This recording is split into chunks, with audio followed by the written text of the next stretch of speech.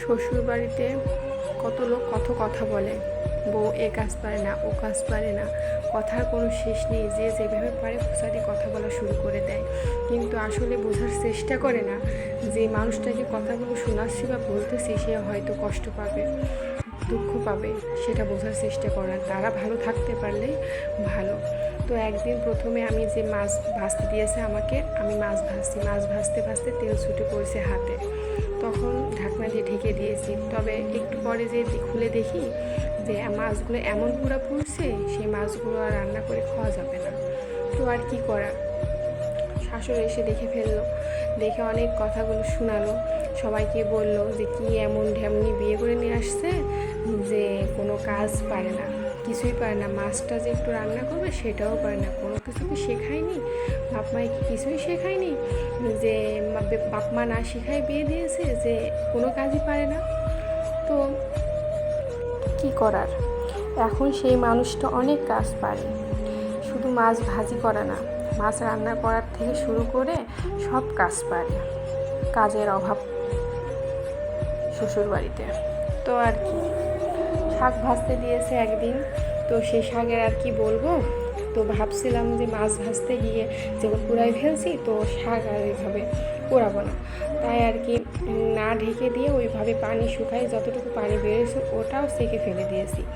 দেওয়ার পরে শাক এমন করে ভাজি করছি যে শাক ভাজি কেউ খেতেই পারে না, কারণ শাকটা লবণ দিই নাই, তারপরে পানি ফেলে দিয়েছে, সিজে নাই, খেতে একদম বিশ্রী হয়েছে, শাক কেউই খাইতে পারি নাই। সেখানেও কথা, যা কথা শোনালো, ননদ কথা শোনালো, শাশুড়ি কথা শোনালো, যে যেভাবে পারে সেভাবেই কথা শোনায়। কিন্তু আমি আজ কত রান্না শিখেছি, কত সুন্দর করে শাক ভাজি করতে পারি, কত কিছু না শিখেছি।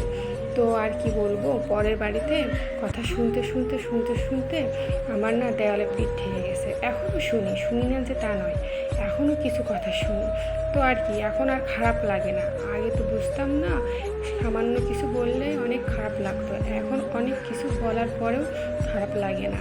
আসলে কষ্ট পেতে পেতে মন একদম স্থির হয়ে গেছে, একটা কঠিন শক্ত পাথরের মতো হয়ে গেছে, যে কেউ কিছু বললে সেখানে আর লাগে না, কিছু মনে হয় না। তবে সব থেকে একটা বড় কথা, আমার স্বামী কখনো আমাকে ছোট করে দেখে নাই, ছোট করে কিছু বলে নাই। সে সবসময় আমার পাশে থেকেছে, পাশে থাকার চেষ্টা করেছে, এখনও থাকে। তো আমার মনে হয় আমার স্বামীর মতো মানুষ পৃথিবীতে আর একটাও নাই। সে আমার সুখ দুঃখ সব কিছু ভাগ করে নেয় বা নেওয়ার চেষ্টা করে, আমাকে ভালো রাখার চেষ্টা করে, কিভাবে আমি ভালো থাকবো সেটা দেখার চেষ্টা করে, কিসে আমি হাসি খুশি থাকবো সেটা দেখার চেষ্টা করে।